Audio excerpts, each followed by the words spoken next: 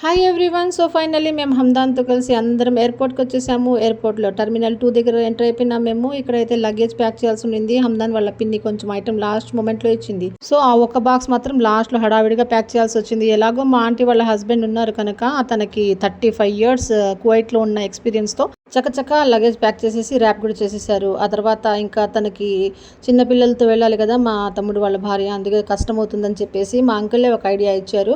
అదేంటంటే ఇక్కడ ఎయిర్పోర్ట్లో బయటే బ్యాగేజ్ అసిస్టెంట్ సర్వీస్ అనేసి బూత్స్ ఉన్నాయి. అక్కడ మనం పే చేసేస్తే కనుక మన లగేజ్ని చూసి వాళ్ళు 2000 రూపీస్ ఛార్జ్ చేశారు. ఈజీగా వాళ్ళే లోపల వరకు ఆ లగేజ్ని తీసుకెళ్ళిపోయారు. ఇక హమ్దాన్ ఏమో వాళ్ళ నాన్నని కలవడానికి దుబాయ్ వెళ్తున్నానని సంతోషం ఉంది, కానీ మమ్మల్ని అంతా వదిలేసి వెళ్ళాలని కొంచెం సాడ్గా అనిపిస్తున్నాడు.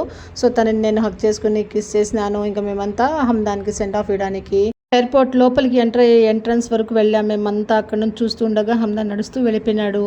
చాలా చాలా సంతోషంగా కూడా ఉంది హమ్దాన్ వెళ్తున్నాడు దుబాయ్కి అని చెప్పేసి. కానీ ఎన్ని రోజులు మేము ఇంకా వాళ్ళు లేకుండా గడపాలని చెప్పేసి చాలా బాధగా ఉంది.